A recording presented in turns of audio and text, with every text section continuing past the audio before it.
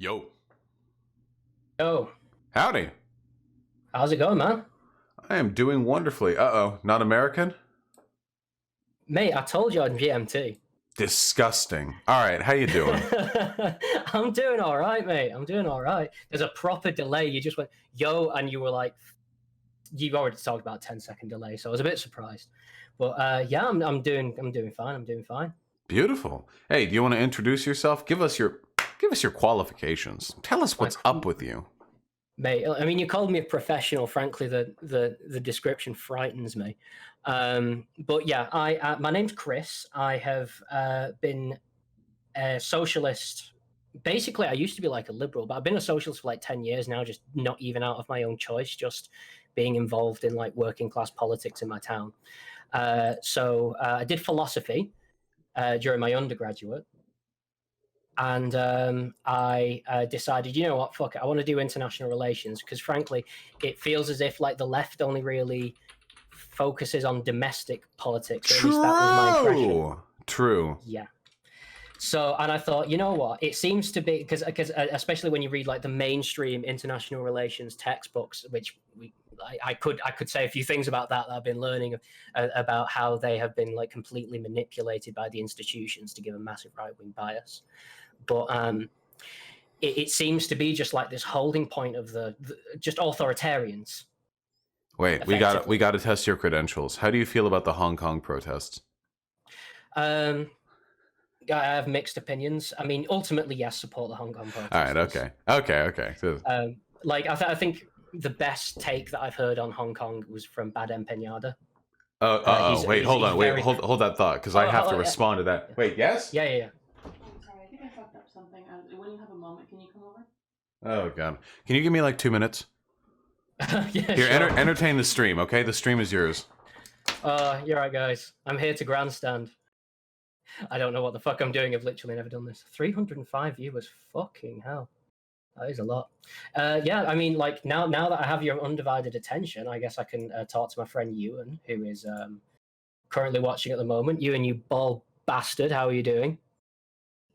Just thought I'd give him a shout out, but yeah, I don't know. I imagine he's going to fucking try and roast me for saying that I thought Empeñada's take was good, but generally, like, I do think that he took like a decently balanced point. Like he's very much against the Chinese state, and but is still at least like what I guess what Lenin would call giving critical support. He's quite critical. Oh, hello, thank you for remembering me. Yes.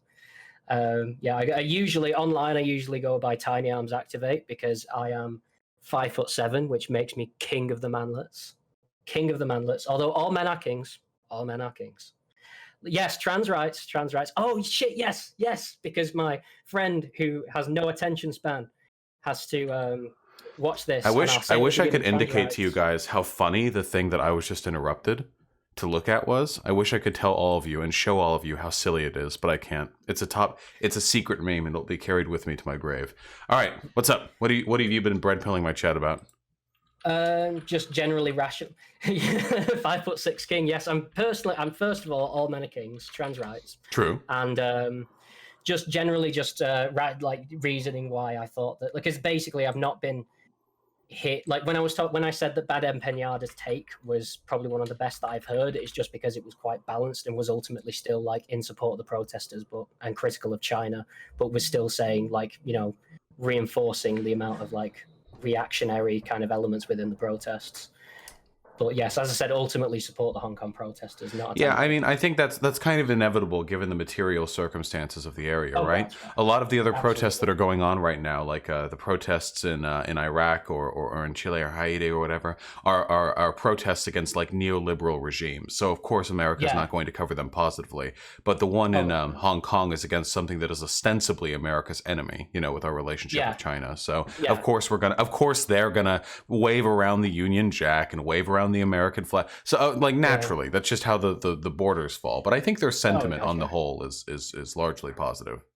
Yeah, in my experience, China has not been making being a consistent leftist very easy either. So, like, we have a few, we have a few Chinese people in the like Chinese students. So, like, I met one in particular who was his dad, I think, was quite big in the party, and it really disillusioned him to the idea of like the left in general. But then when like he did some studying later on, and I think and realized that like other forms of leftism exist that seem completely alien to the way that the left is portrayed in like Chinese hegemony. Yeah, you hear about Xi Jinping removing the term limits for the presidency recently?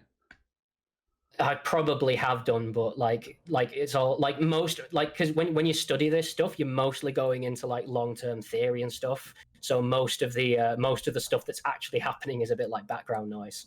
Yeah, of course. It's and then you like wake up. You're like, okay, well, hey, the theory of the Communist Party of China is to bring about the war. And then one day you wake up and you're like, whoa, and you look at China and you see like all the billionaires and stuff, and you're like, oh god, oh no. Like it's oh jeez.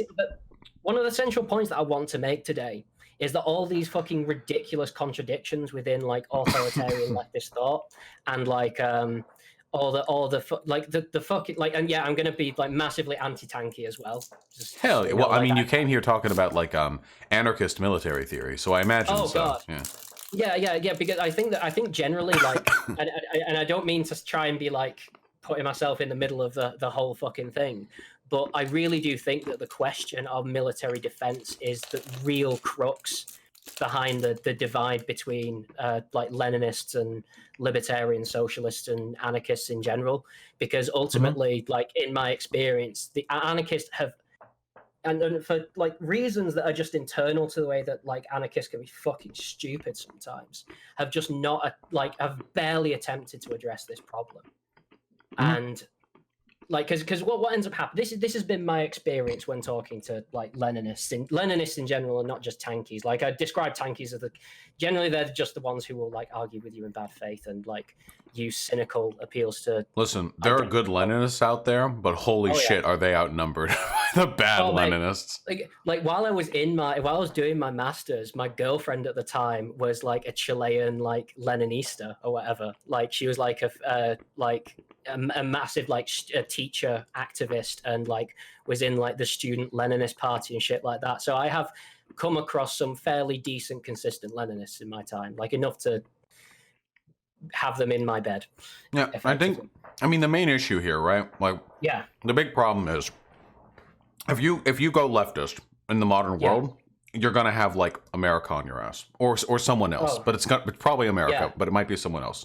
And I think that if you want to have a fair and reasonable discussion about how to build actual socialism, MLs and people who trend towards authoritarian leftism have to recognize that so far their system has succeeded only in producing dystopian authoritarian states that are brutally repressive of their citizenry's rights and in most cases do nothing to advance the rights of workers. And anarchists, I think, have to recognize that the idea of being able to like successfully bring about a global anarchist revolution without any kind of like centralized military defense is a highly suspect and questionable goal. And so I worry sometimes like I personally believe in the concept of a transitory state, which is why I refer to myself now as a libertarian socialist. But if it was I was wondering when you were gonna figure that out. Yeah. No theory Andy over here. Yeah. Mate, I'm gonna like properly give you the bread pill tonight because fucking roast me. Give me. I learned. Basing most of the shit on Kropotkin. I mean, like, well, he's a good memer, big beard, you know. I really do think his like theory of mutual aid is like the answer, and it's a lot more because people say that anarchists don't have theory, and it's not fucking true. Well, no, of course. Well, tankies say that, but then tankies don't even read the books they claim to read. They just misunderstand the concepts written in them. It's worse than not reading theory. What's that phrase? A little knowledge is a dangerous thing. I believe. Oh God. Just to clarify what I believe, though, like this is my idea, conceptually, right? Okay, so I believe that that late stage capitalism will eventually bring about material conditions that will increase the likelihood of revolutions springing up around the globe, mostly in the developing world, but things are also getting worse in the developed world too, in terms of income inequality and other like major signifiers of economic upheaval. And I think eventually this is going to crystallize into a series of revolutions, successful or not, I don't know, that will destabilize the broader like global neoliberal regime, and we're going to start seeing actual socialist states prop up.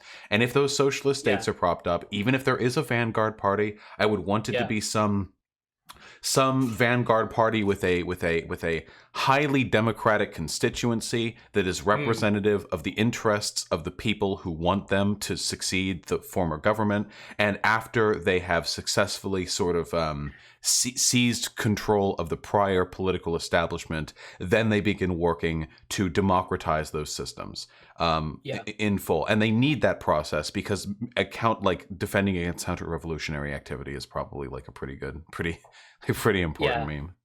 Yeah, I mean, like compared to a lot of anarchists that I talk to, especially in the UK, like a lot of them are like really fucking fucking scared of guns and shit. There's a guy called Wald Churchill I'm reading at the moment, who's like proper indigenous rights, like big on his guns, and apparently a lot of anarchists in the UK are like, oh, clutch his pearls, he's got a gun. How can anarchists be against gun ownership? I mean, it really is the difference between the Americas and Europe, in my opinion. Jesus Christ. Like, if you don't believe in a centralized government to defend yourself, you better at least have fucking citizenry willing to do the work. You got who has the guns if the citizens don't in an anarchist society?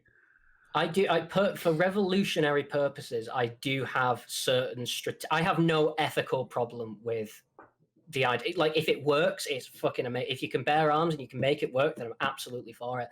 For revolution, for actually challenging like capital and the state, I do think that it should be put on the back burner for other like organizing practices like general strikes. I think they're much more effective because, frankly, the government have way more guns and way more bombers, and we're the ones who like make the shit.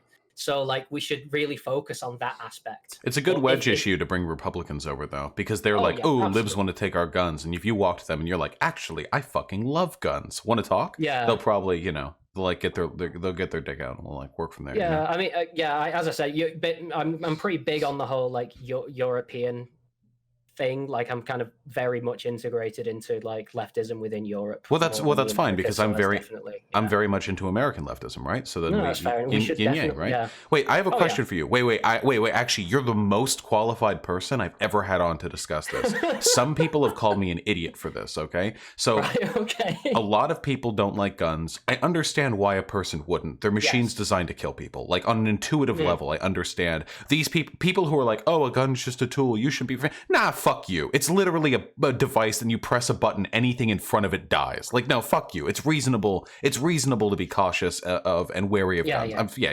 But I'm in favor of gun ownership on like a proletarian basis because I believe that if there's ever serious agitation in this country, in America, where there are like riots and strikes and so on and so forth, and it gets to the point where the government sends in like the National Guard, and this has happened before, so this isn't fantasy.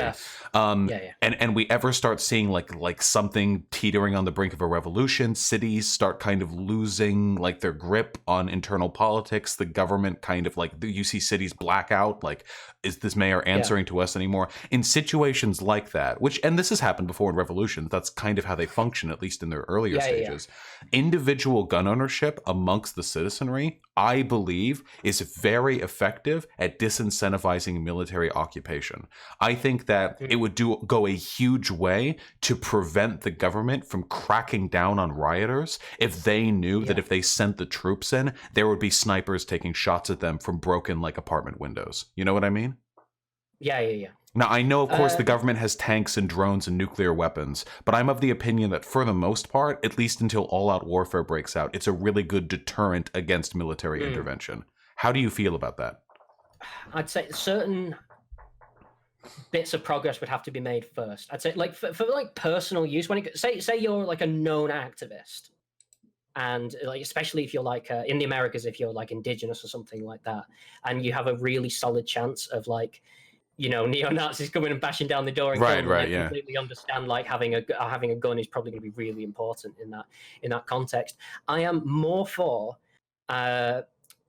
building militias as like a side project and having the guns kind of like communally owned and stored elsewhere to then be brought out once enough factories have been occupied, once enough areas of the city have been cornered off, and you can actually like hold it in place. Then I would say that having guns would be a really effective strategy. But if you like start your marches with AK-47s, yeah, you don't want to immediately fucking annihilated. Yeah, you don't want to immediately. You've got to hide your power level to some extent. Yeah, I agree. Yeah, okay, I completely agree with that. Yeah, there's a big difference between like marching down Washington in an armed protest where you're all likely to get cornered off and shot down by tanks, and like 6 months into civil unrest, the governor hesitates before sending in the National Guard because he knows that the rioters are armed. Like, there's a huge difference between the consequences of both of those situations. I would say that, like, I'm still of the opinion that ultimately the ultimate power that workers have is the ability to stop doing what they're doing. And I'd say that is my primary focus. Yeah. And I'd say that it also just I think it's the best way to allow workers to understand how much power that they have. That is really important, is to, like, you're not going to teach somebody that you're really powerful by, like, dragging one policeman away from a blockade and like shoot him in the back of the head, like on Minecraft. Right. No, of course. When there's that kind of like, but then there's the wait a minute. I can literally just sit down with my mates, walk to the pub. Yes, I am this English. Right. Go to the pub, like cheers, and just say fuck them. And you know what? Well, of course, the pub workers are also on general strike, of course. So you actually have to pour your own. But it's a public house and their own, like, they're just solidarity. Most pubs in the UK are like at least like run by like a couple of people. Although then again, they are usually owned by chains. That is not the case here in the States. Man, if we had one day of a general strike, the American economy would fall to its knees. I can't even imagine a single day of general strike in a globalized economy would the stock market would fucking plummet. It's wild how capable we are of that. And we don't. I mean, we can't because class consciousness and stuff. Oh my God, if we did it though. Like, don't stand outside any of the really big buildings. It'll be fucking raining porkies. Yeah, exactly. Oh, bring your fucking umbrellas because oh boy, if you don't want stock market executive on your shirt, stay away from fucking downtown. Like no. What you need to do is not like avoid them, but get in splash radius, right? And that would be a powerful image when you're facing off against the police. Oh yeah, absolutely. When you've got like when it's like fucking like that episode of South Park where Butters throws that like pig off the thing to fake his own suicide and he just splats all over his mum. Like that, I'd say like having that image and being like, yeah, it's Porky. Even in death, in death, the police are forbidden from raising an arm against their capitalist masters. So if you're covered, you're covered in them because they fell from like 100-story building, they can't touch you. Yeah, although this is all in Minecraft. Okay, listen. Obviously, before any real-life revolutions like take place, we need to prepare with a Minecraft revolution. Everyone knows that. Oh, God. Everything we're discussing here is what would be done in a practice trial in Minecraft. This is well known. You could practice anarchist military in there, like just to have a little setup, like those military games that they play, but like kind of like adopt the structure so it works, see how you improve. That could be a great little practice. That guys, I learned this in Minecraft. Okay, we dig underneath them, and then does anyone have TNT? That's bringing me back to English history. But, that's a two event. You're probably laughing at the second one that I thought of, but there's another one. I mean, I know the fucking V for Vendetta Guy Fawkes shit. Oh yeah. What were you thinking of? I was thinking of like there was a siege, like there were these back in the 1200s. These like the king was like sieging these barons, and they were like, "Oh, you can't get us. We're in these big castles." So they dug under the castle, and like just strewn it with like oil and dead pigs and like burnt the fucking bottom cavern of the mine down, so the castle just went into the ground and like allowed them to storm it. Jesus, that's like the fucking Helm's Deep in Lord of the Rings when the Uruk-hai took 2 Legolas shots to the neck and kept running with the torch of the bombs. Absolutely. I didn't know how historically accurate that was. So historically accurate. Fuck, I haven't watched the original Lord of the Rings movies in so long. You've watched the trilogy, I assume? Oh God, yeah. I mean, I've watched, for my sins, I've also watched The Hobbit as well. Oh, okay, we all did. We all watched the first movie with high expectations, and the second and third were just grim obligation. Oh, gee, yeah, I know. But like, no, I'm a massive Lord of the Rings fan. I've like read the books and like. Read the book? Well, I guess you are going for PhD. You are capable of reading. Yeah. Ugh. Oh no, mate. I think I'm quite confident that I have ADD. Like I burn out. This whole thing is fucking torture to me. I burn out so easily. Like I'm just like I'm a 20 page. Like I've got to read a 20-page article, 5 pages in, and I'm fucking done. And I'm just like throughout, I'm just absolutely dead on the inside. Like this is not fun. Nice. But it's the only way. It's all I'm good at. I mean, you're pushing through. I mean, listen. I only have my bachelor's, but I had to do plenty of reading for that too. Obviously, not as much as if I was pursuing a master's or PhD. But no, I get it. It's still like even bachelor's for me was burnout, but like masters and it's another fucking level. Like at least in UK universities, I don't know what it's like in the US. Well, my university was not particularly difficult, but I did have one teacher who had higher expectations for us than I expected. Most of the teachers I had. Okay, so there were only 2 times I struggled in university. Yeah. Okay, there was the baccalaureate thesis that I had to write, which was like 30 pages on prison vocational programs. How prisoners could benefit from like work programs or work study. And that was pretty good. And that was difficult. I had to do a lot of research. But but there was one professor I had who demanded it was like a 10-page essay like every week. And I know that's not like I haven't done like postgraduate work or anything, but on top of all the other stuff, a 10-page paper every week on like 60 pages of like the theory book that we had to go through. That was like a pretty heavy workload, and she graded harshly too. Let's put like because we base it on word count. Like, did you fucking increase the size of the letters? No, it was 10. 10 pages, single space in 11 times New Roman. That's fucking insane. That's got to be more than 10,000 words. Yeah, she was the one teacher who never liked me. I would draw in her class. Fuck me. Oh my God, Jesus Christ! You were the fucking like that kid in university. It was you know what's actually really sad though.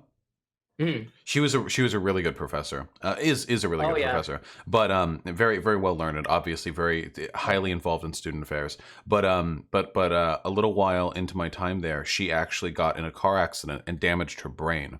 And since then, she's had to reduce her class time, teaching time. She's dropped off a lot of her academic papers and projects because she has trouble concentrating now. That shit. I mean, can relate because same, but like that's fucking awful. Like, because the idea of like your brain, like, because more than any other thing, like being an academic, your brain basically defines your life. Yeah. Like that's your fucking that's being like a wood carver and your hands getting broken. Holy shit. Jesus, like, nah, fuck that. Yeah, nah, like, she's had a really really good. Oh, I'm sorry. Yeah. It wasn't a car. She fell off a horse. Okay, there we go. Okay, my bad. Okay, yeah. Anyway, Well, did somebody in your chat correct you? Yeah, my partner. She had the same teacher. Oh, right. Okay, fair enough. Yeah. Okay, 1 second. Hold on. The same person who just corrected me has requested that I take the weed paraphernalia from this room and I pick it up and I set it outside of the fucking room.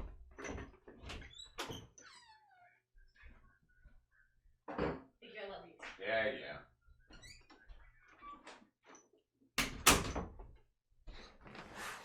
All right. You know that weed is counter-revolutionary, right? That's time you could be spent organizing. For shame. Listen, for shame. I'm not a fucking druggie. Well. I'm not a fucking druggie, okay? Take that shit up with my fucking partner. Sex as well. Sex is counter-revolutionary. Sex is fucking disgusting. Do you have any idea how much vital essence you're losing? Oh, and it smells. Oh, no. Jesus. Anyway. Wait, quickly, how old are you? 27. You're going the hard academic route. I mean, you didn't just jump to PhD. You took your master's too. Like you're getting the whole 9 yards. What do you plan on doing with your extensive education? Well, my supervisor's probably going to be watching, so I'll toe the party line and say that I intend to have a career in academia and teach and spread, like, have impact and spread knowledge and all of that stuff. But at the moment, I'm like, academia is my main my main thing. It's literally like it does actually cause me a bit of anxiety because like having to like connecting academia to academia to praxis is really fucking difficult because of the amount of time you've got to spend doing like research and shit like that. But do you ever worry that the work of academics has been done? Like we now, if anyone's like now familiar with academia, like if anyone's decently well read, they now have all of the information they need about the world as it is and what needs to be done to improve it.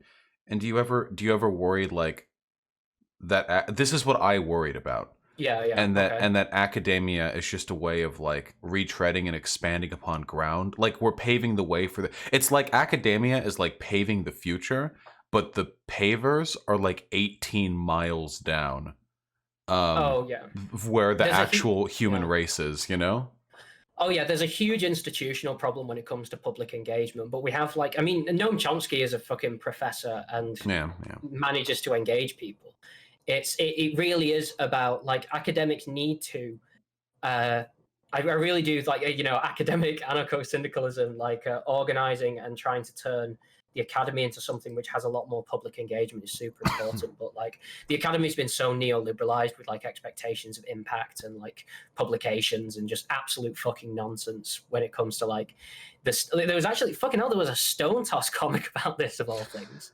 Oh yeah, the bastion of modern theory, Stone Toss. Oh comics. yeah, it's Stone Toss, man. Like comrade Stone Toss. But he was actually like do you know when you're like, oh my god, they're actually starting to get the point, like when it comes to right wingers. He was like, he made this comic about like the cost of textbooks and stuff like that.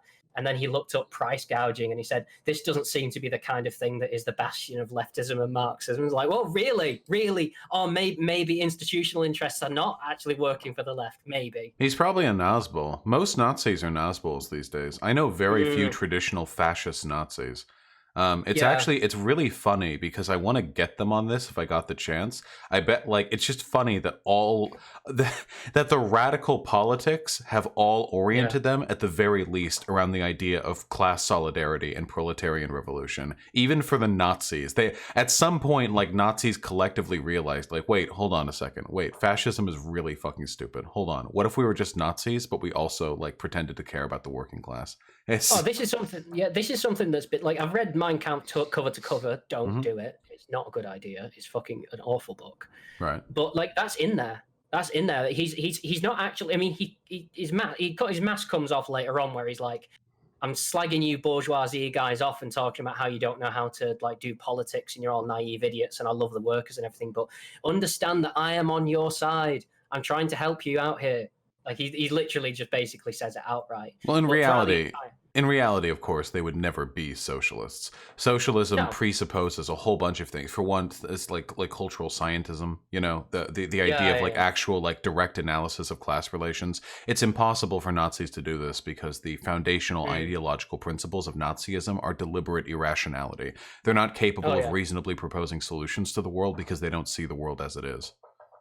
Yeah. I mean, I think international relations is one of the only topics where we actually like engage like frequently enough with actual Nazis when it comes to like their academic work and stuff. Like, Carl Schmitt. I'm afraid I do not know that person. Carl Schmitt is I think he was a lawyer. He wrote a lot of things which are kind of pertinent to international relations about insider outsider and like collective identity against another and stuff. It's pure fascism, but like like this gives you an idea of how like reactionary international relations is as an institution, that this is the kind of thing that they even fucking read. Oh, it's gonna get so much worse in a decade when the ecological consequences of global warming really start to hit and eco-fascism gets like really in vogue, and people are like, God. Listen, to save the world, would a few nukes over Indonesia or Pakistan really, like, would it really matter? Like, I guarantee you we're going to start seeing like op-eds written by people with degrees in international relations talking about the necessity of like neo-imperialism to keep these people eating dirt until we get the climate change problem solved. Like, I actually learned this very recently because I've entered, like, because we did an IR theory course, like, you know, a module in my master's degree, but like we're doing a proper historic IR theory kind of like module, like at the beginning of my PhD. Mm-hmm. And what they actually point out is the fact that the basis of international relations, like when it was first founded, like back in the 1890s and 1880s, it was founded on like race realism and imperialism. It was just pure, like, how can we justify completely pillaging the third world within like racial science? And, I mean, that's the pedigree of the medium, right? Even back when even back when like not Socrates didn't write anything. When Plato was writing on like the relations, they thought like the thin-blooded those of the northern climate are simpler of the mind and therefore less amicable when it comes to trade, but the southern climate, their blood has been dried by the heat of the sun. Like, it seems like for as long as people have known that other groups of people exist somewhere else, they've tried to justify what their concept of international relations would be through a purview of race. Wait, that was Socrates? Oh, okay, I guess he said it rather than wrote it. Somebody else must have wrote it down. Or at least Plato pretended that he wrote it. True! Ha! Plato. Like, my Plato man. Also, like, the first fanfic ever. Like, first fanfic, The Apology. Damn, can't believe we're dragging the classics today. Oh, like, I did philosophy as my undergraduate. Like, fuck all the Greeks. Fuck all the Anglo-American philosophers. They are boring. Fuck them. I can't stand it. I mean, but, there's probably like some root there, but I do agree that for the most part, there's one or two. Like, for the most part, it's probably people like, because it's the same people who are like, oh yeah, I'm very smart, I worship Einstein. They just like note the big names that they're obsessed with because they think it's an indication of their intellectual pedigree. Yeah, see, like that really like coincides with like incel shit. I've noticed, like, you know, Tesla worship and like. Just generally the kind of like Yang Gang kind of like edgy Yang Gang libertarian like fedora tip. Are you mad? Are you mad? We're all about to get $1,000 a month. How mad are you? You fucking what do you have? Aussie bucks, dollary dues? We're gonna get 1,000 pure clean American crisp dollar bills, just thrown at our front door in a crisp packet every single month. Are you hyped for us? Well, I mean, the fact that we're not saved me a trip to the bank to pay my landlord. So, you know, I mean, yeah, I think that like I actually wrote a paper about universal basic income and how there are like massive dangers when it comes to organizing, because if like people's like, because it's just going to neoliberalize the economy, even if it is like, even if your theory of like I mean, it's not really so much theory of it, is just what's going to happen. Is like, you know, price gouging and like rents going up and shit like that. There's just so many dangers to relying on the state, and then like, you know that companies are then going to pay you less because they know that you're, you know, it's going to be like they're going to treat you like a teenager working at like, you know, your first like McDonald's job or whatever. The big meme is that it does nothing for the problem it's meant to address. The problem that he's trying to address is automation. But what is, if you're working as a truck driver or a factory worker, you're probably living off somewhere in the ballpark of $60,000 to $80,000 a year. How can you then come home and be like, Yang's like, oh, sorry you lost your job, woo, and then ignoring the VAT tax and the increase of commodity prices and the increase in rent or all that other shit. Just you're now making $12,000 a year, 24 if you're married with somebody. It doesn't fix the problem it's meant to. It's not a retraining problem. It's not like a workforce program. It doesn't meaningfully fix anything. It doesn't increase employment. It's just I don't even know what it's supposed to do. There are other theories of like actually proposed by like feminist Marxists. One of the most I recommend you look at Federici's like theory of universal basic income, because she proposed, I don't know whether she's still alive, I should probably check that out, but she proposed like it as a form of agitation against the understandings of like patriarchy and shit, and actually bases it within working class agitation. I think that's the crux between universal basic income that has the chance of working and stuff that doesn't.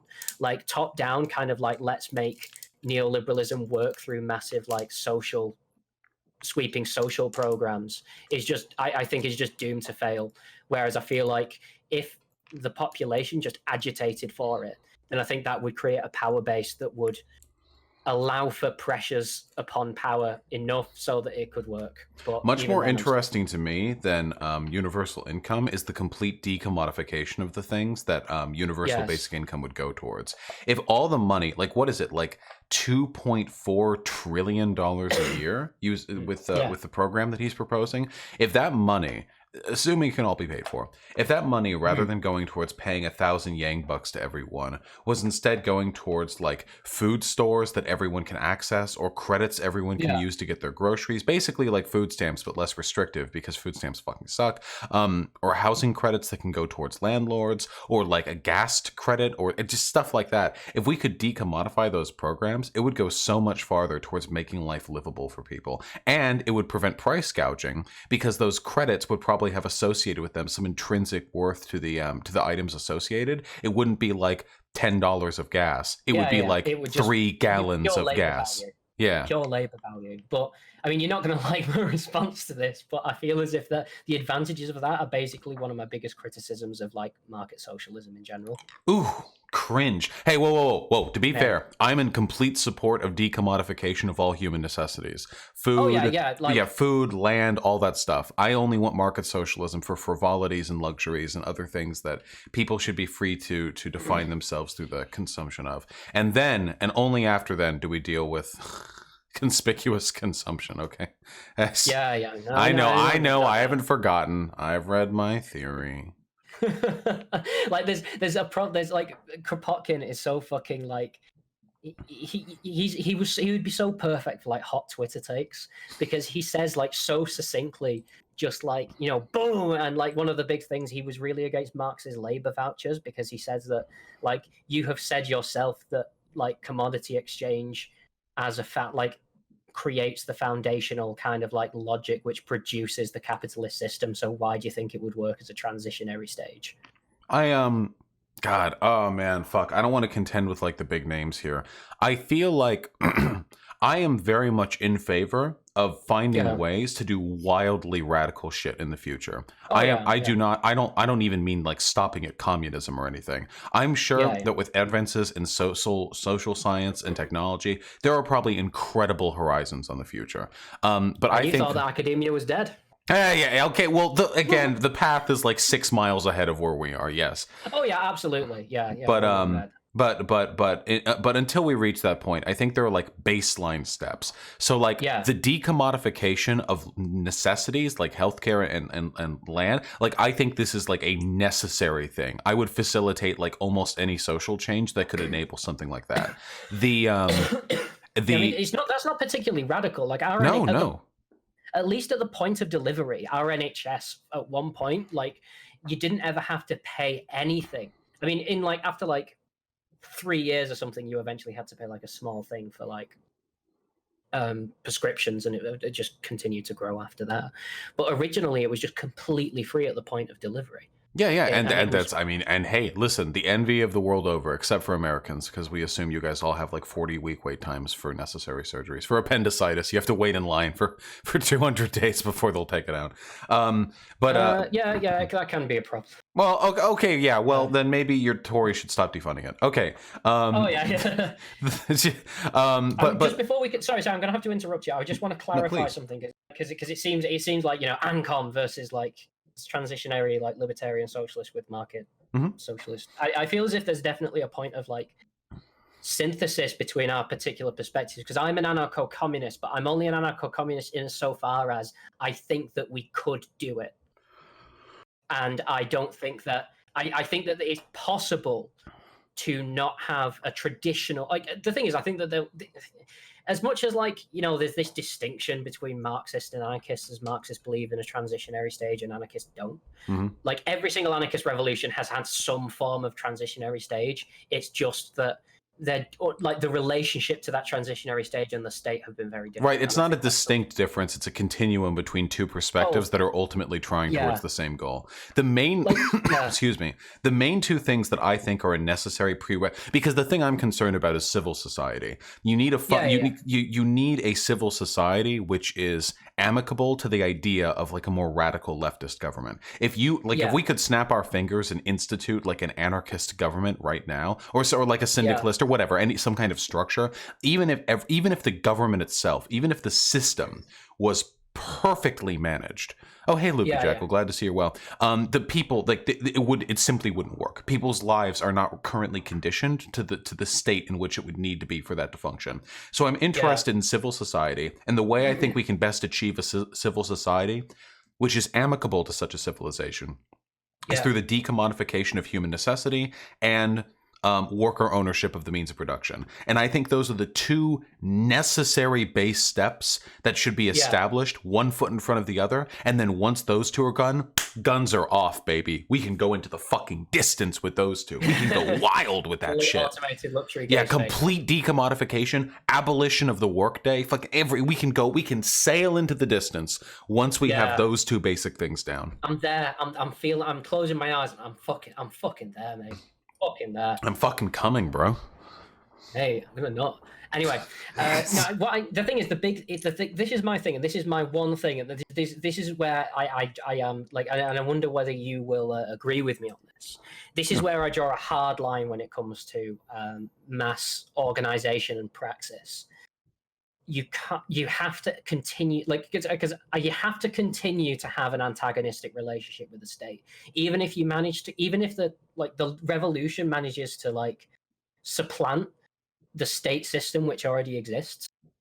If a state was to still continue, I mean, this is the thing, I guess by my definition, it would probably no longer end up being a state.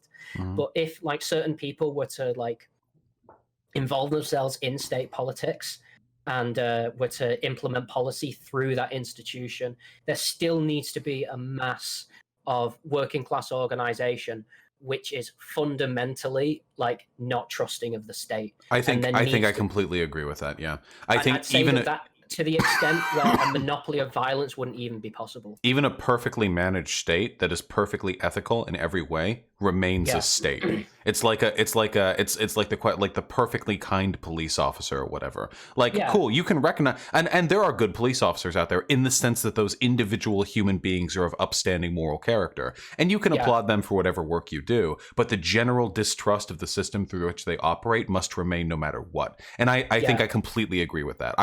In this sense, a permanent revolution.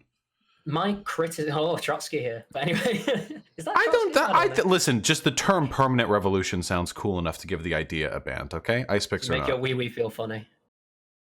But no.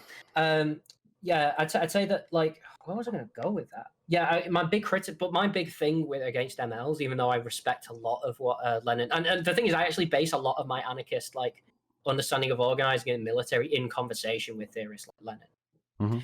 Is it's the good Leninists you have to worry about, and that doesn't mean I'm not going to organize with, and it doesn't mean that I'm going to, like, Stalin was just a fucking creature. Like, he was just he just emerged from the mistakes that were made by Lenin. Whoa, do you hate actual working socialism? I'm sorry if you're jealous that Stalin managed to build something you never could. I don't know why you're being so sectarian with this.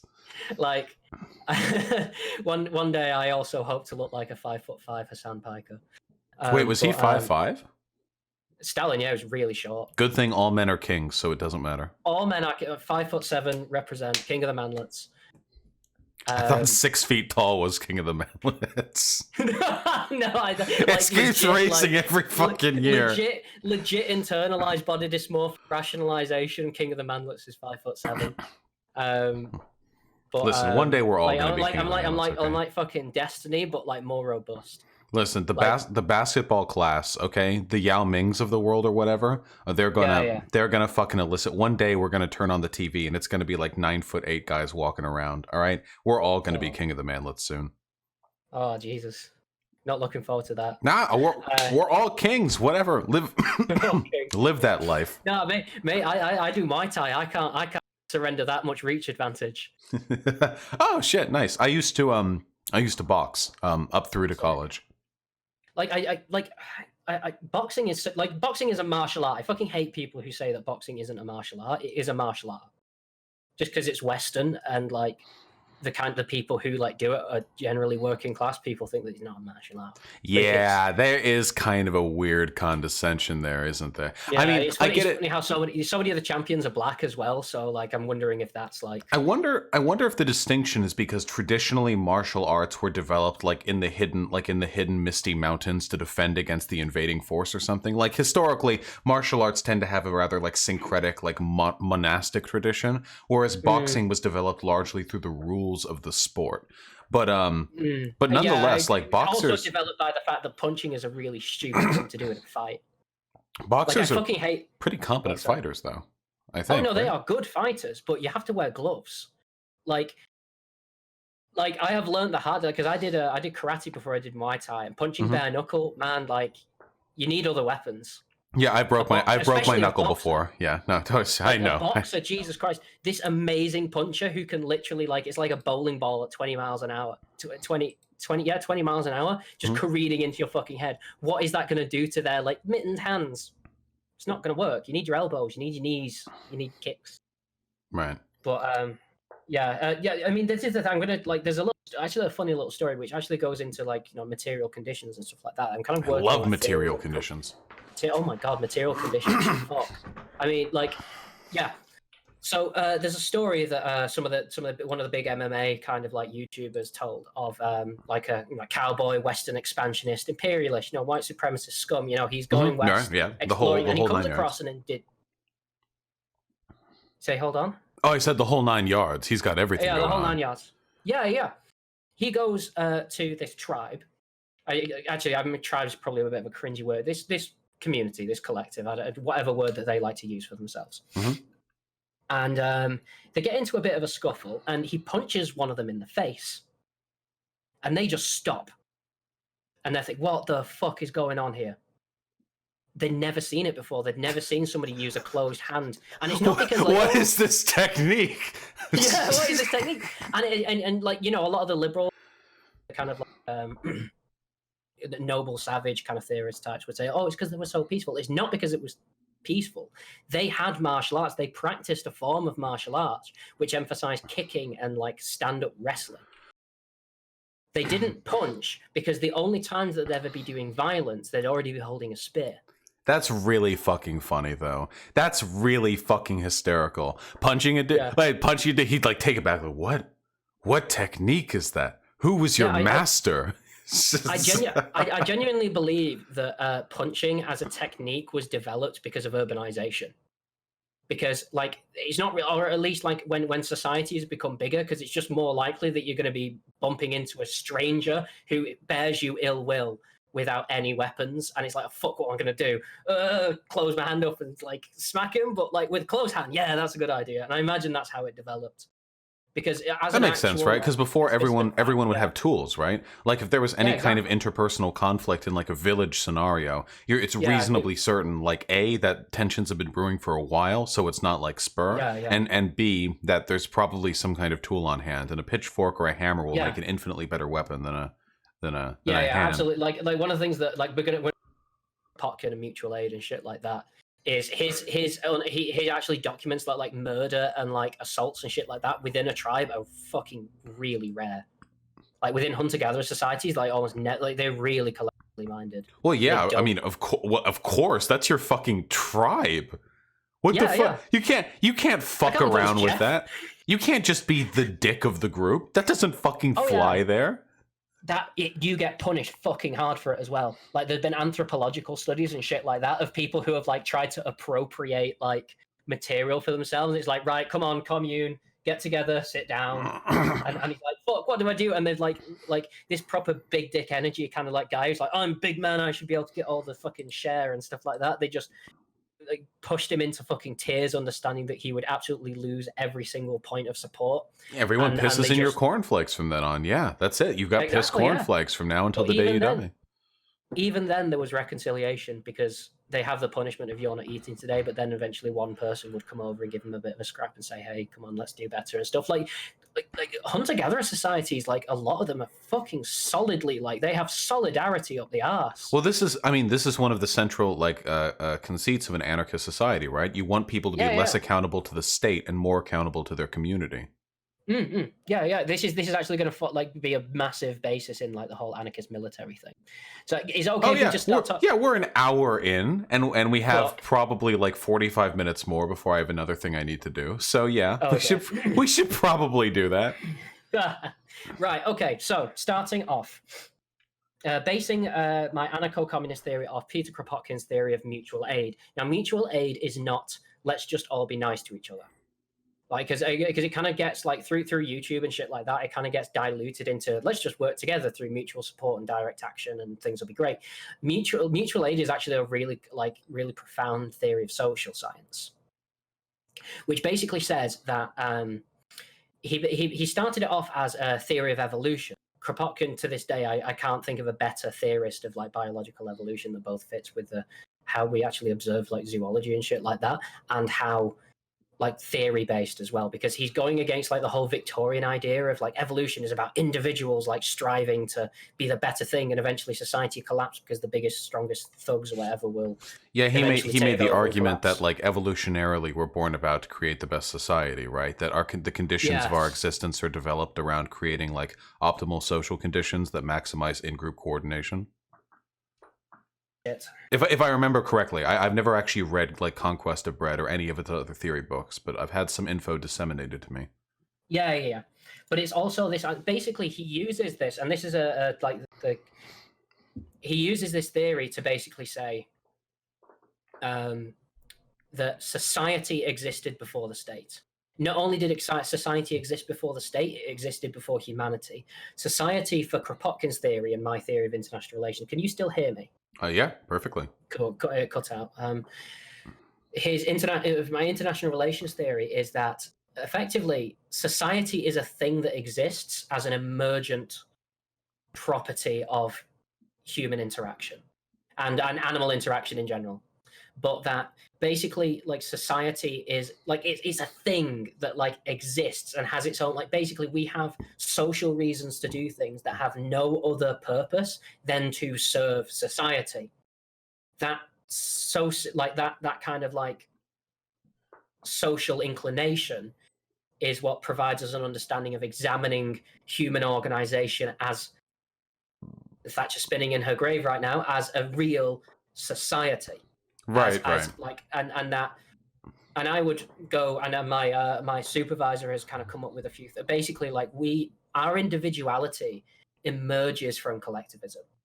Like, there's this idea that we could collectivize by bringing these like rational individuals together. Well, this is also, I mean, this is fascinating to me because this is also sort of this is like reflective of the looking glass self. It's the idea that your individual persona is dependent upon like your ability to see a reflection in the eyes of others. If you lived alone in the woods, you would have no identity and no personality. Oh God, no, there is no such thing. Yeah.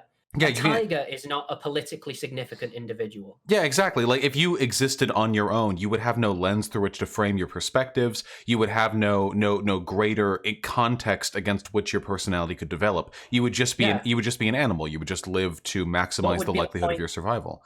But there'd be no point of thinking about yourself at all. And I can say this is easy if you really think about it.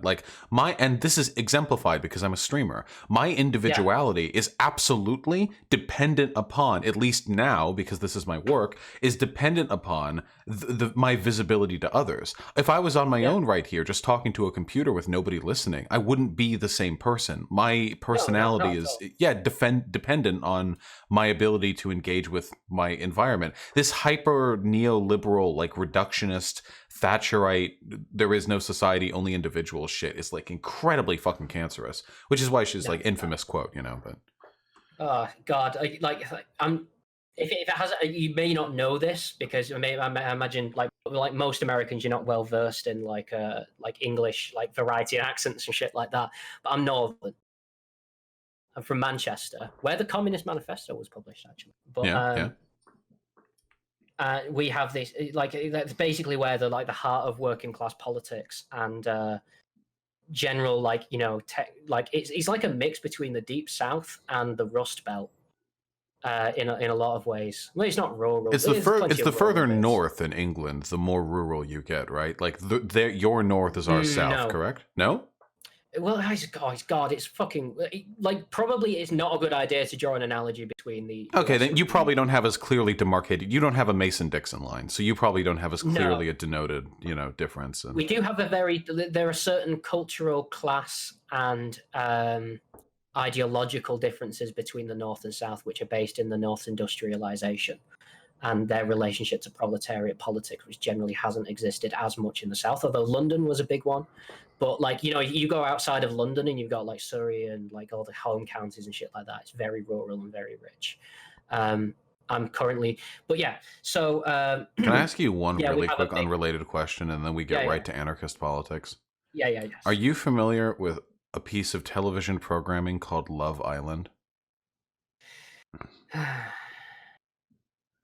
Somebody said "ooh mank" on the fuck you Grim Gospel. Fucking man, yeah, fuck it. Yeah, no, Love Island is fuck. The worst thing about Love Island is there are people who wouldn't normally watch Love Island who get sucked into it by people who do. My girlfriend is watching Love Island. Fucking hell. Yeah, it's it's so much better than The Bachelor. That's not a good. That's still not. It's good. so much better. The Bachelor is fucking baby shit, all manufactured drama, no sex. In Love Island, dude, them titties are popping. They're popping out, and the accents are indecipherable. I feel like I'm listening to fucking Sims talking. Holy shit! Oh yeah, literally because of the legacy of the BBC. For the longest time, you were literally only an accent like mine. I couldn't have gotten a job at the BBC. Wait, I'm an American, and I'm pretty bad at reading accents, and I can read every word you're saying easily. Yeah, I mean, I was literally disciplined into talking as clearly as possible for a Mancunian as I could be by my mum because of she wanted the best for me and shit like that. But most people from Manchester talk like this, Mm. We're kind of my supervisor, when I told him that I come across as quite posh when I talk to people in the North, his immediate response was, "Oh, you think you're posh?" I'm like, "Oh, shade." Oh, you think you're posh? Yeah. It's always the fucking one I'm shade. Fuck you guys and your fucking accents. By the way, you're the only your accents are the only reason people like Paul Joseph Watson and Sargon of Akkad get any rep whatsoever here in the States. Yeah, it's because your fucking poshy accents get mistaken for actual intellectual credibility. Yeah, it forms so much on region and class lines though, because I could probably woo accent because it sounds English enough, but I talk to people in university and I come across, especially when I'm drunk and angry, come across as a bit more of a not somebody who necessarily could be intellectually respected. Thus is classism in the UK. It's a whole fucking meme. It's wild. But yes, anarchism and mutual aid. Yes, so all right, hit me up. We got this. Society, right? We got society before the state, and I'm like, right, fuck yeah, because I was toying with anarchism from watching libertarian socialist rants, and I'd already been toying with the idea of anarchism because I literally ended up. At first, I tried to be a free market libertarian because I wanted to be a big brain boy who proves how good he is in the free market or whatever. But I realized that I learned about class politics. I was right, fuck, this isn't going to work. Oh shit, fucking capitalism is actually completely broken and doesn't promise anything that I wanted. You identified the neoliberal dick down your throat and you worked to slowly unwrench it. Yeah, and I realized very early on that capitalism just needs to end. And then I was like, right, fuck, authoritarianism is kind of a massive fucking problem. But I think that anarchists are idiots. Was my thing. This was back when I was 21, 22. Fair. True. I eventually started actually reading anarchist ideas and engaging with the theory, and also just generally realizing the pitfalls of authoritarian states are just too chasmically big to be able to traverse successfully. And I was like, no, this is gonna have to be. So I was like, right, I'm gonna read the literature. I'm gonna get learned. I'm gonna get proper learned. And so I was like, right, convinced. generally the idea that like a stateless society could like be functional is not like an alien concept to most leftists. Like Lenin was like, anarchist, you fucking idiot, you say that like a society can exist without a state. I agree. It's just that we need to defend ourselves against the bourgeoisie at first and all that. Yeah, I don't think any credible leftist could unironically argue that a state is a necessary prerequisite for human organization. Or if they did, I would be incredibly suspect of that. Yeah, he's not remotely like it's within like the absolute tradition of like left wing philosophy, where because it's such a weird modernist, because for the longest time like the mass of population was so antagonistic towards the state, it would have been a fucking alien idea within the working classes or whatever that the state was like this necessary institution. It's quite a recent phenomenon that we can't imagine ourselves outside of state control. But yeah, so I'm like, yeah, I'm loving it. Fuck, and then I'm just hearing like throughout the leftist groups I'm in and everything is like, how do you defend yourself?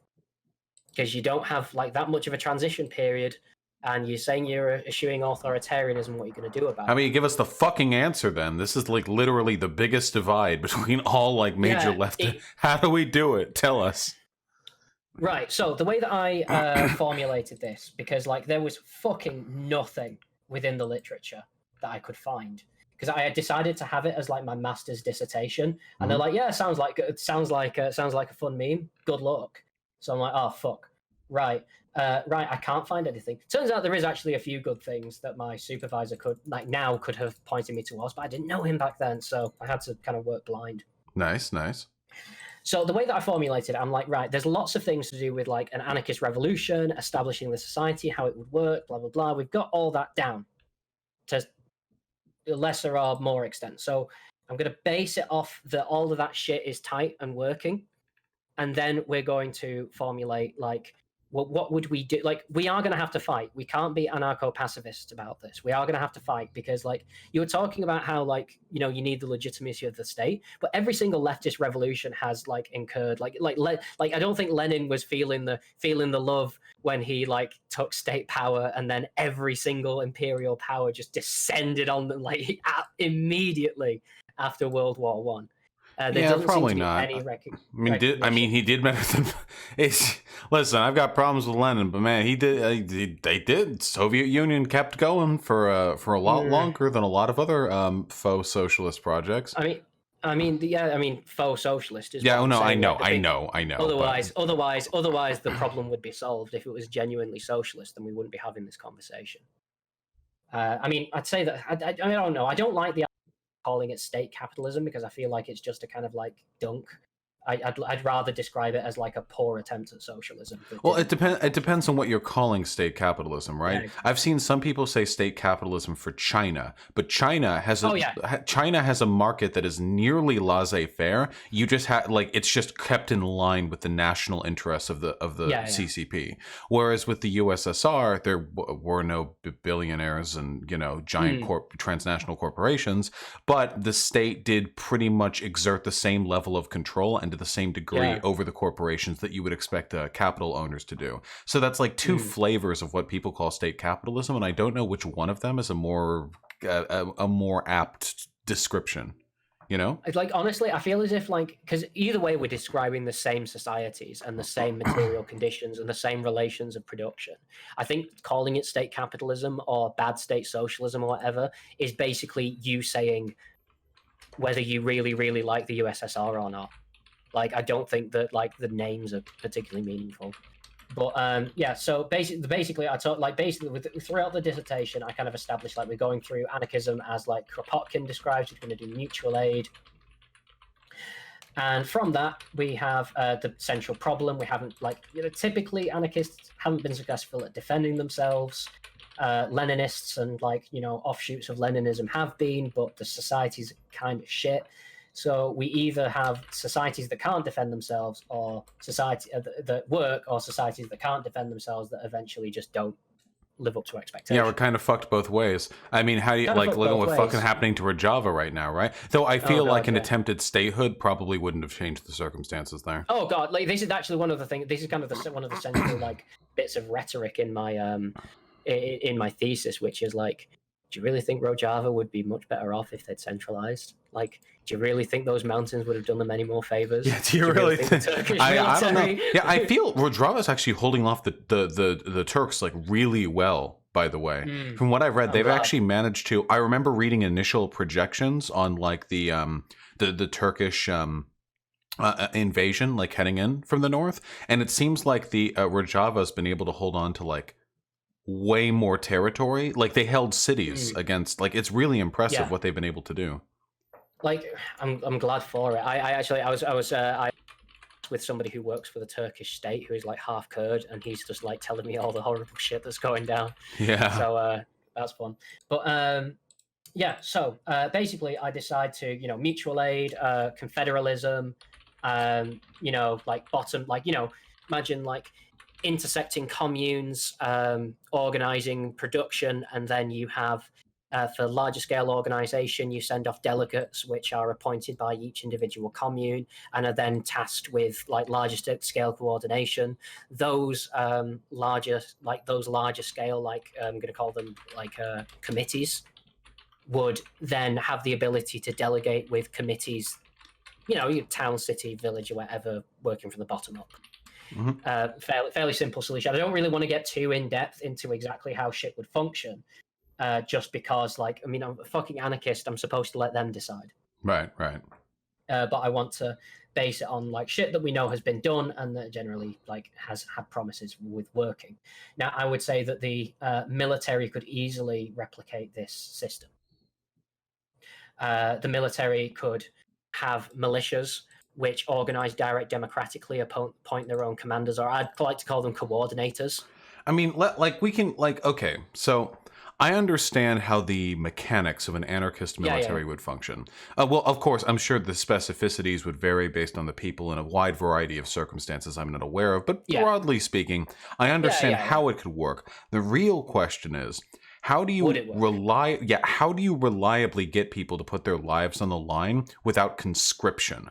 Or with the threat of death or imprisonment on the other side, in situations where either you get people to fucking pick up a gun and defend their place of living, or you let it be overwhelmed by its neighbors. How do you get people that desperate without the threat of force?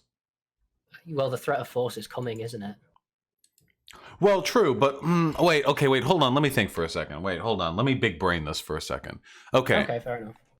So, in one instance, if you have a highly regimented, structured, centralized society, it is easy to conscript. It is easy to threaten people with death or imprisonment if they do not participate. So it's easy to get numbers together.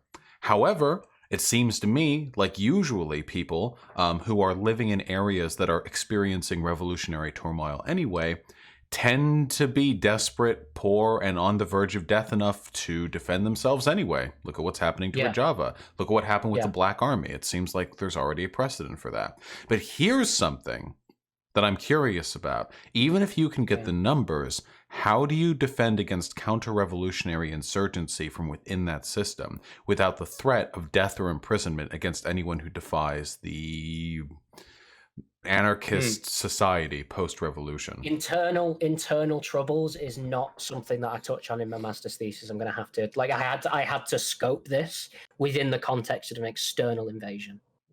Okay, no, that's fair. Do you believe it is possible to deal with internal threats without like some form of centralization? Well, yeah, if you have some kind of decentralized threat of general power and violence. I mean, this is the thing, like if you look at the anthropological record of like people who have established, like, I mean, what basic, if you're going to try and like take, like, so everyone's just like, society has just fucking dissolved, not so much dissolved, but like almost come alive, and there are communes and there are like cooperatives and everyone's like working democratically. Like you need a basis of command, and actually I am going to like touch on this with the Mapuche and the Aztecs later on. But you need a kind of architecture to insert yourself into if you're going to have any success when it comes to taking over. If you dissolve authoritarian structures, like what mechanisms what institutions are left for you to infiltrate? Like you've got to like a mass of the population has now been and now associate, because it has to be a material change. It has to be a change in That's true. social relations. Has an as well. anarchist society ever crumbled on account of internal counter-revolutionary activity, or have they just been invaded from without? I think they every invaded from single without. one that I can think of has been fucked over. It happened in Ukraine. It happened in Catalonia. It's happening right now in Rojava. Yeah. Every single one I can think of. It hasn't been internal conflict. It's been external conflict. Yeah. Now, what basically the way that I did it was, I'm like, okay, so you got a revolution, fantastic. You want to defend yourself. People are coming in. They've got they're bad news. They're bad boys. Bad boys. Bad boys. Let's say you have the choice. You either go authoritarian or you go libertarian. So we've got these two possibilities, and you need like dimensions of strategy. So I took from this like very mainstream like military strategy 17 dimensions. We're not going to go over all of them because some of them I only gave about 100 words to because I didn't think it was worth my time. Yeah.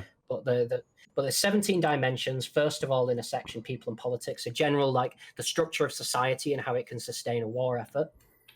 War preparations, shit like logistics and economics and stuff like that. And then war proper, where you're actually doing the fight. Right. So, first of all, we have in the first section, people and politics, we have people. We're doing mutual aid. And mutual aid has demonstrated, it's the basis of how we have survived as a species, like throughout like our history. Like Kropotkin has documented this really well, how we, in times of like crisis, when it comes to feeding the population and getting them like healthy and shit like that, human beings are incredibly successful at like when the social relations are right, human beings are incredibly successful at spontaneously taking care of each other in mutual aid. The Russian Revolution, the original one, not the October, but the February one, was literally just like an unscheduled peasant uprising that like dismantled the capital with no central leadership. Yeah. Authoritarianism, on the other hand, like they have massive, like you can't like look at Castro and go like, mate, you fucked up. Like he like within the conditions that he was in and the instruments that he chose to use, they really succeeded. But there's always that inclination when it comes to like state structures, the state has to come first, otherwise it's not a monopoly on violence. The state interest, go on, sorry. I'm curious. So this is the big divide between lefties tends to be the libertarian authoritarian spectrum, whether you subscribe, whether you're more tanky. I know there are like legit like Leninists or whatever, but for the most part, when I see people who are authoritarian leftists, they're dumb fuck tankies who'll just like defend Stalin or whatever. So you have that side of the spectrum, and we can ignore those people because fuck them. And then we have people on our side of the spectrum who trend more towards hoping or believing that even if there is some kind of transitionary period, it would be as decentralized, democratic, and suspect as possible. Do you think that there is a spectrum of validity here? Like we're arguing which tool is best when we should be keeping the toolbox like by our side? Are there revolutions where a more Castro approach is like the best way of dealing with it, and revolutions where a Rojava approach is the best way of doing it, and we should respect that conditions will vary given the particular circumstances? We need to be. I think that having them as a polarity is actually useful for rhetoric and like theory and shit like that. Is helpful? You cut out for a second. I think it's helpful. Okay, helpful. Okay. But ultimately, material conditions will dictate what you have to work with, and I think that there needs to be an openness to like imperfect solutions. And so I think that ultimately there is value, because you are basically talking about the inherent kind of properties of libertarian structure against authoritarian structure, and I think it's important to abstract them and isolate them in that sense. But in actual practice, I don't think that contradicts with being able to be strategic when it comes to the material conditions in actual practice. Agreed. And you can be, and no matter what plays out, whether you go more of a Castro or more of a YPG route, you can always be suspect of whatever state forms afterwards. You can always maintain that suspicion, which we always should. Because even the authoritarian leftists pretend to believe in communism, and communism is stateless. We should always have our eye on the state. Yeah, but anyway, like when it comes to like feeding the population, they have been very sick, like authoritarian. But there's just like like the famine in Ukraine and stuff like that. Mm-hmm. And like if you say that that's real, but the famine in Ukraine, I do believe that it was basically the state's interests supplanting the need to feed the population. The state wanted to industrialize, the state had its plan, and the people therefore had to suffer for it. So even though you can't, I'm not saying that it's unsuccessful, but there are certain like other considerations that sometimes get in the way. So ultimately, I'd say that libertarianism edges out here. Yeah, Now, this is the. I know next. By the way, I know next to nothing about Ukraine. It's probably the one of the biggest gaps right now in my brain holes. I mean, either way, it was either like institutional forces based on national interest which caused it, in which case state sucked, or it was like Stalin being an asshole, in which case state suck. Right. Yeah. So no matter how really you. important. Now, this is the interesting one, society, and it's about the social institutions, their ability to carry on a war. Now, this is I think this one of these kind of forms the crux of my, and there's historical example here which I think is really important. Basically, my theory is that if you disperse decision-making capacity and have a strong civil society, that will get people invested and create a sustained resistance. Not only that, authoritarian societies tend to weaken society in order to give itself more reason to exist, and then have this tiny fucking cadre of really important people who you can eliminate, like cut off the snake. Yeah, it does seem like that, doesn't it? Like whenever these anarchist revolutions come about, the Catalonia or what have you, it seems like the population itself is really fucking fired up. But then if you get like 5 or 10 years down the line, one of these like status like central committee kind of deals, it feels like the population at large is like a beast that has to be prodded and tased to get to do anything, or the people at the top are the ones that have like that. Yeah. That's just what it means to have a state. It's you can be democratic about it, but ultimately you're allowing the population to participate in the violence that you're doing towards them, and that is a huge problem. Yeah, and the case with the like, sorry, I'm saying I don't disagree. The case with the Spanish invasion of South America is really like illustrative in this sense, even though I mean, like, what basically, because people think, oh, you need like authoritarianism. So like every single indigenous population was absolutely decimated by the diseases that were brought on by like white people. The Aztecs fell in 30 years, and that was partly disease, partly them going, yo, you don't like the Aztecs either, fight with us. Not a very good, like, if you're authoritarian, you're going to create some enemies of people who don't want to be ruled by you. You can make alliances with outsiders very easily. And most importantly, you can play got your nose with the emperor. And when, like, you basically, like, the society, I think a lot of the societies just basically collapsed because they didn't know what to do when their, like, god emperor was taken away. And the same thing happened in, like, Yugoslavia was the most recent thing I read about when fucking when Tito bit the Beto, you know? Yeah, exactly. Everything else kind of fell apart after him. And Stalin as well. Like, he literally, because he was such a, he was a shit strategist that's going to come in later. But he was such a shit strategist that he didn't, like, anticipate, you know, them coming in and fucking invading. And he had a fucking nervous breakdown and locked himself in his room to cry for 10 days, and they couldn't do anything. Damn, can't believe we're masculinity shaming Stalin right now. Oof. That's a big yikes from me, dog. Big yikes, mate. The Mapuche, on the other hand, were a decentralized. Do you know about the Mapuche? I do not. Please. Also, solidarity with the Chilean protesters. I mean, I should hope so. Okay. I haven't covered that yet on stream, but hoo boy, some shit's going down over there. Fucking soldiers stacking corpses. Yeah. Jesus Christ. So the Mapuche are an indigenous population who are incredibly decentralized. They're not necessarily anarchist, but they basically have, like, you know, confederalist kind of like organizations. They choose leaders. The Spanish never conquered them. It took the independence of Chile and the, like, establishment of the Industrial Revolution to, like, take hold and shit like that before they actually had the power to completely crush the Mapuche. They were literally, like, only the territory the Mapuche held was only incorporated into the Chilean and Argentinian state in the 1800s. Even though they came into contact with them in the the late 1500s, so we're talking at least 200 years against, like, the 30 years it took to take out the Aztecs. Do you think it sometimes makes it difficult to advocate for anarchism when it feels like when we're like citing past examples or past successes, we have to go either to like societies that it lasted 2 years or like or like I mean, I'm really talking old, about like look at the nature yeah. of tribal societies kind of thing, you know? Well, yeah, it's going to be. It's always going to be like anarchism. Generally, just has like a giant rhetorical barrier against it. It's just something that we have to fight against. I'd say that I mean, the thing is, we're talking about the 1800s, not exactly like ancient history. And we No, can true. I just mean appealing to like the average person, you know? Yeah, I mean, like the indigenous people in the United States weren't fully incorporated. It, like, you know, the contiguous United States has established like completely taking over like native lands and stuff like that wasn't eventually successful until like the beginning of the 1900s, was it? Hmm. Like the late 1800s at the very earliest.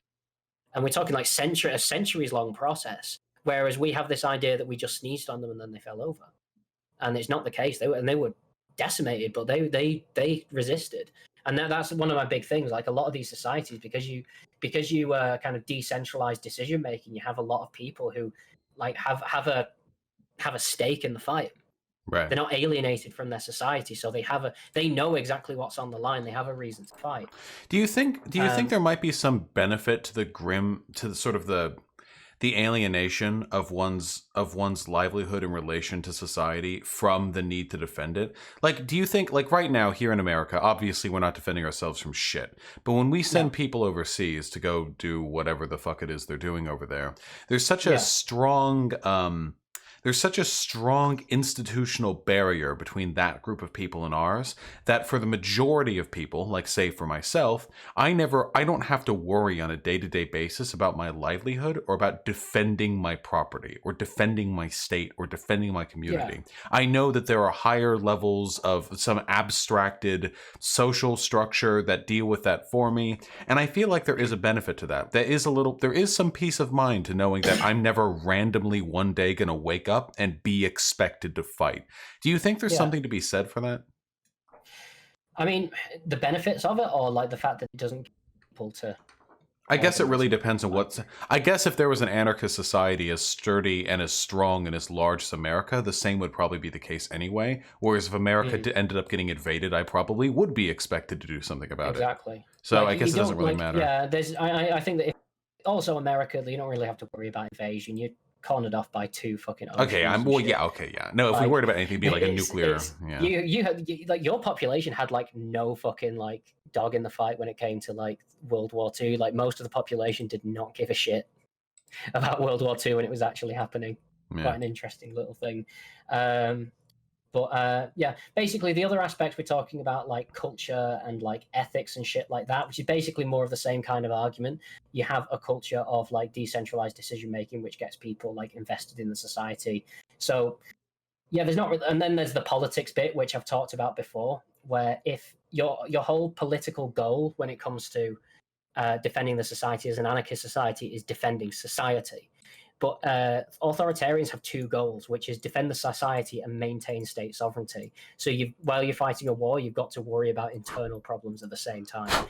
Kronstadt, anyone, they actually managed to fight off, they crushed the Kronstadt rebellion, but like that's a problem.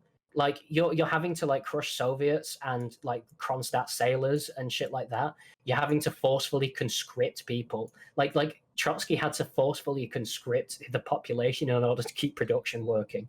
Like I don't know of like Kropotkin talks about like I mean when we talk about production in like workers cooperatives, for example, and you juxtapose that to the idea of a decentralized society with invested decision making, it's a sustainable kind of like form of resistance like the Mapuche. You wouldn't really have that problem.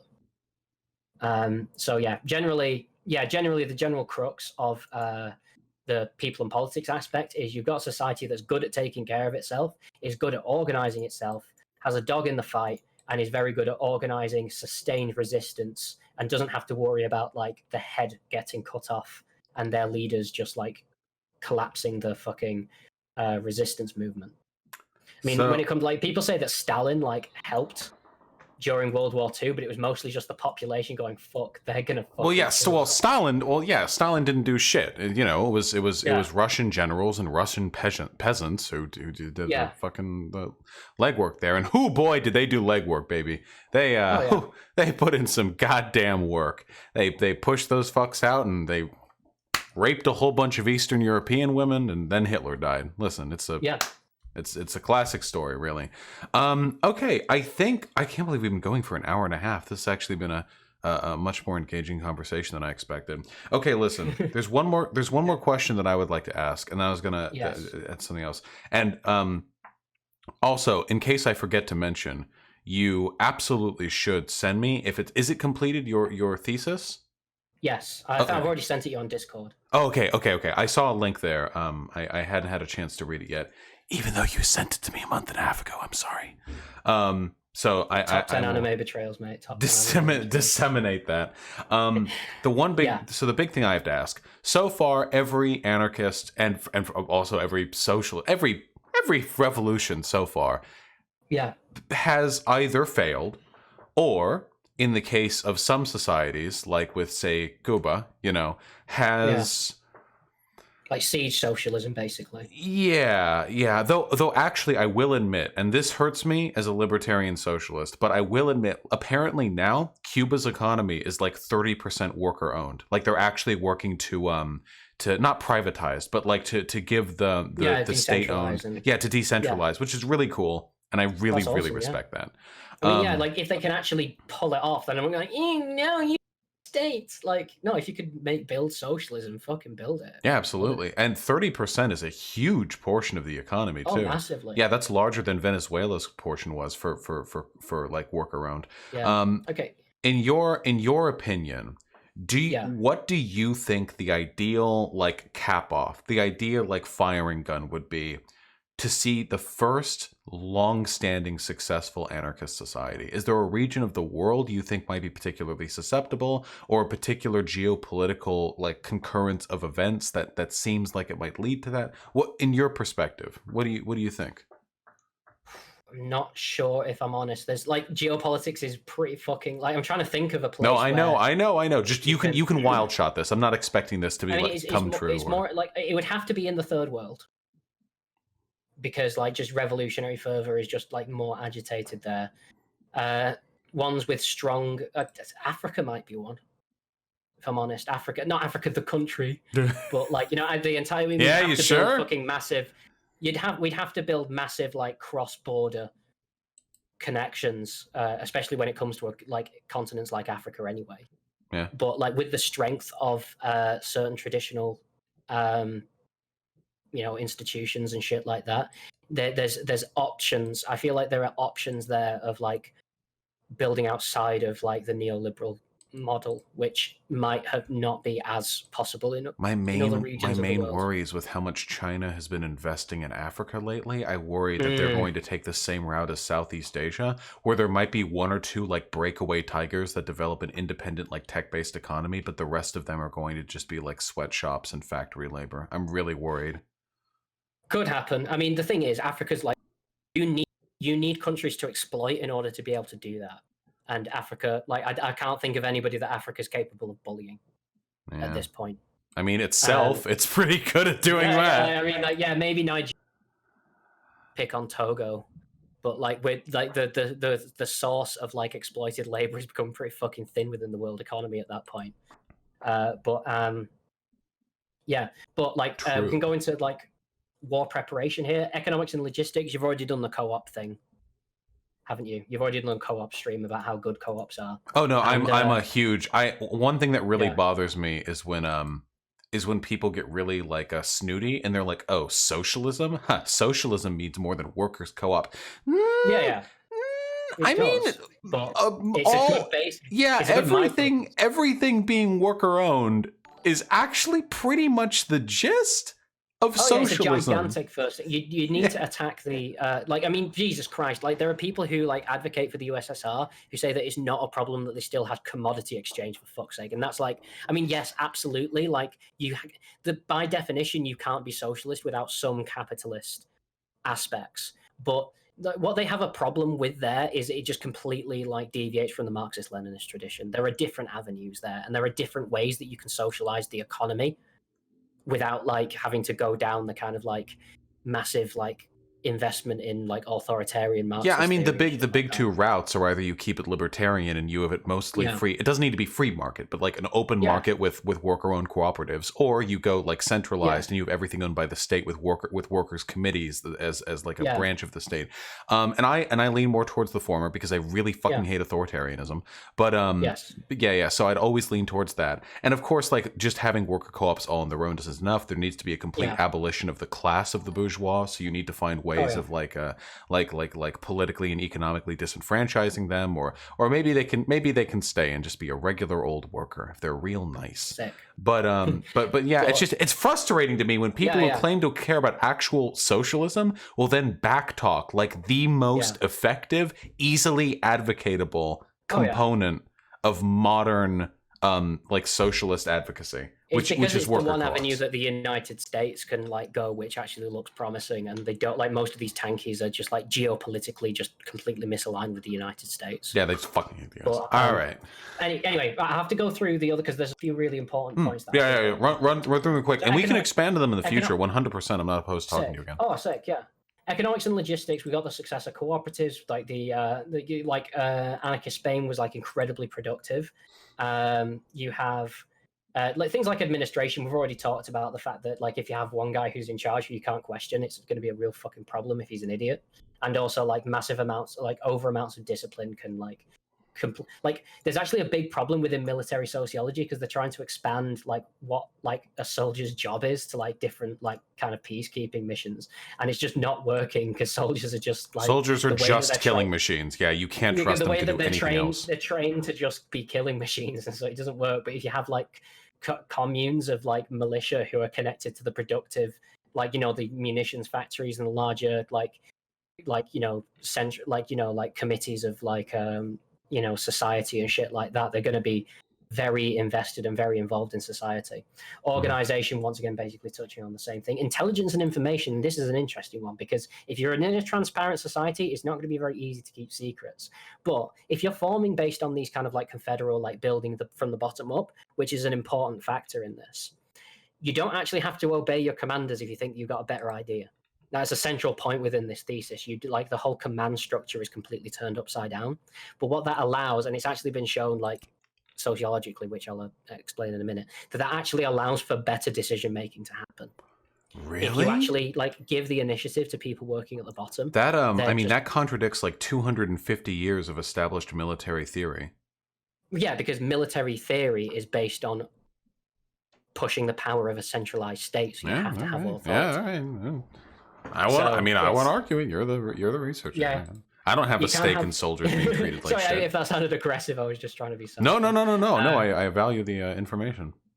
Yeah, but I mean, like a lot of societies, like kind of like small level, you can definitely be very secretive on the small level, like in like crisis, what I'm going to call crisis communes. So like hunter-gatherer societies are basically like constantly in crisis because of food shortage and shit like that. They're incredibly disciplined. Mm-hmm. And so you can keep it. Not only that, the decentralized kind of like decision-making system like allows for very like difficult to track planning because there's no center, like there's no natural center of planning. This is what makes Al Qaeda so difficult to like fight against because the network, it's so networked. Yeah, if you kill one cell leader, then there's four more that pop up. It doesn't matter. Someone's always ready to step up. Exactly.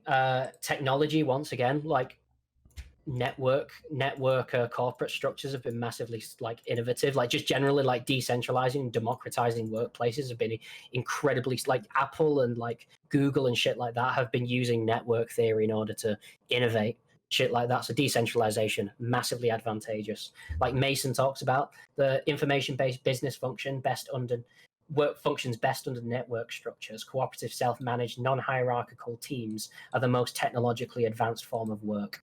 So we don't have to worry about that. Strategic theory and doctrine, like the whole like really strict Marxist Leninist like theory, like massively shot the USSR in the foot because they were too busy making enemies with social democrats and shit like that to actually see what the hell was going on. And they were too busy thinking about what stage of capitalism fascism was on to think about like building defenses. So like that is a huge problem. Whereas like you've got like indigenous societies and shit who flee the state and do like crazy strategically genius things like like mixed cultivation, like a kind of like a, I can't remember what it's called. Swidening agriculture. It's a form of agriculture which allows you to move about. And they also do shit like intentionally make their languages as incomprehensible to the state as possible in order to stop them from being tracked. It's like they come up with some really clever shit. So that's generally the war preparation. But this is the military operations. There have basically been sociological studies which demonstrate that decentralizing and flattening the structure actually makes, and like NATO have done studies on this. Like people like sociologists like connected to NATO have done studies into like war games where they've like decided to decentralize. Not like obviously not like completely decentralized, but they've increased the decentralization and gave the lower level like commanders more initiative when it comes to fighting. And just like the studies, you'll have to read the studies yourself. I mean, it makes sense to me. If you look historically, there are so many big military blunders that if you go back and like read in them, it's because a general like didn't listen to one of their subordinates, or they didn't have information that would have been available to one of their subordinates, right? What was that? The one I think of was like the Battle of Gallipoli, right? Or the it fucked up. We killed a load of because they had like mistime. Yeah. Like a fuck ton of the Aussies died because of some like misaligned timing between the shelling and the charge or something like that. Like decision making is incredibly slow when you have to go through like loads of levels of hierarchy. If you keep it on the ground level and allow people to be like, yo, I understand that you got this like big brain fucking strategy, but they're like literally right over there. I'm gonna have to go and shoot them. Yeah, it just makes more sense. And we can trust that they'll be invested in making the right decisions. In the sense, command, just generally, it's command is effective. Damn, I can't believe society is dumb. Yeah. Oh God, yeah. That's fucked up. Yeah, exactly. Like once again, command structures. Like there's also like loads of accounts of how effective the anarchists in Spain. Like, think about the successes that the Peshmerga have had against ISIS and shit like that. We have consistent evidence that like society-driven, like militia-based, like decentralized military organizations are actually incredibly effective fighters, and the fact that they don't have like a central form of command seems to be more of an advantage than a hindrance. Well, yeah, I mean, you'd think America would have learned that lesson over the past like 20 years of dealing with insurgents. Or even, I mean, God, even Vietnam. I mean, didn't they had a fairly decent, not all the way, of course, because Eichmann was still their leader, but still like to a greater degree than would be the case with like the American military. All right. Oh yeah. Do you just one last? Yeah, no. Can I just answer this one last thing? Hit me the fuck up. Wait, hit me the fuck up with that one last thing. This is like, are you fucking ready, mate? Because this is actually something that I found out. I'm ready. So it was like, whoa, fuck, this is fucking huge. First of all, like, guerrilla warfare, for a start, is the ability to use the terrain to your advantage when you have a technological or like force, like firepower disadvantage. Che Guevara constantly talks about like smaller cells of guerrilla fighters being able to use their own initiative. It's actually like his emphasis was on like decentralization rather than authoritarianism, and like an actual relationship with the population that you're fighting for. So if you're going to centralize in like a state, by definition, is something that's alien to the society, and it's something that relies on a command structure. So anarchists would be, and like you can look at the Zapatistas as an example. They've been going for fucking ages. But like guerrilla warfare in general is just very conducive to decentralized structures. And this is the big one. So people, you're going on like, oh, you just nuke them. Not really. Because if you're working on a whole society's decentralized organization, there's no capital. You have no centers of production. You have no centers for, because like a nuclear bomb is just like a glorified sniper rifle. It targets. Is that what it does? Well, no, it targets centralized like points of production, or like just big points, big kind of like important points that cripple a society's war effort. If you're basing your shit on like confederation, everything is decentralized, and it like the more you decentralize and the more spread out production is, and the more locally based, the more networked it is, the less effective nuclear weapons become. I mean, that does make sense, right? I mean, nuclear. Okay, for one, if things are getting to the point of nuclear conflict, things are already pretty fucked. But But I mean, they tried it. This is the thing. Like they were fucking ready to nuke the fuck out of those guys, but because they were a peasant society and their productive capacity was so decentralized, it would have done nothing. Yeah, because nuclear It wouldn't even weapons, try it. unless you're going scorched earth and are literally willing to unload, like enough to cause like a Yeah. localized nuclear winter, which no state could do without immediate international condemnation, then you're going to have much more success bombing Washington than you would bombing like a mountain range that's somewhere underneath may or may not be a cell of one of many of, you know, like that sort of thing. There's much not more only ambiguity. that, if your towns, like if you've got like fucking 50 towns spread across the entire territory that like function on munitions, you've got to nuke 10 towns. Yeah. And it's going to be even more than that. All right. Well, hopefully it doesn't come to that. Yeah, but just like to conclude, like basically a lot of stuff is basically just like effectively the society is more invested. They're able to have a sustained fight because you can't like take out one big point in order to destroy the war effort. They're more flexible, which gives them more initiative. It's just generally it's gone the way of like most other decentralized forms of organization when it comes to industry and like activism and shit like that. And just general community organization. Once again, like doing violence is no different. If you have a basis which is decentralized based on an integrated society who is invested and has its own initiative in order to protect itself, authority is a massive hindrance. It's not an advantage. So would you say, to conclude, in conclusion, that states are cringe? Fuck it, yes. States are so fucking. I mean, you've seen Boris Johnson, you've seen Donald Trump. Have you seen Bolsonaro's fucking eyebrows? Cringe. Disgusting. Mate, put him in a compilation. Get him out of here. States are cringe. I look like a fucking raisin right now. I look like a raisin with the fucking cringe on. But I really appreciate you coming on to speak with us. Thank you. And like I'm hoping to build on because there's stuff to do with international law, which is like really promising. Are you currently in your PhD program, or are you submitting? I'm in my foundation year. Basically, I have to do a master's in research, which is basically like a proto PhD. I'm doing all the necessary reading for my PhD at the moment, and then in the next 3 years, I'm going to be writing. Gotcha. But yes, I'm in the university, and but you've got a while to go. Mate, I have a while. Speaking of which, can I plug in my GoFundMe? What? Yeah, no, absolutely. And you're free to post it in chat, which I assume you have open on your computer. I do have it open, although I have muted the whole fucking thing because I don't want a 10-second delay on what I'm saying. Reasonable. That is cringe. That is completely. That is cringe. Like I hate the sound of my own voice. No, I think you sound quite nice, personally. Thank you very much. Please shout it out. Feel free to post it. Give whatever information you would like. I'll post. I mean, you're staying live, so it's making itself very difficult to like log in right now. I'm gonna. Oh god, what's my password? I feel like I'm like speaking of espionage, I'm gonna have to like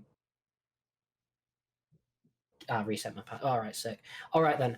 Yeah. So basically, yeah, states are cringe. Don't do them, not even once. Warned you about states, bro. Yeah. If there's anything, because I'm doing a PhD in general anarchist international relations. So if there's anything that you'd like to talk about at another date, then just hit me up. Absolutely. Thank you for coming on. And did you post your link in chat? I'm just resetting my password so that I can. As soon as you do, or you can send it to me and I can put it in chat. It's just yeah, exactly. Doesn't matter tremendously. Thank you. I feel big brain and smart boy. Smart big brain, smart boy. Is there an upload of your anarchist defense thesis anywhere, or do you just have the download link?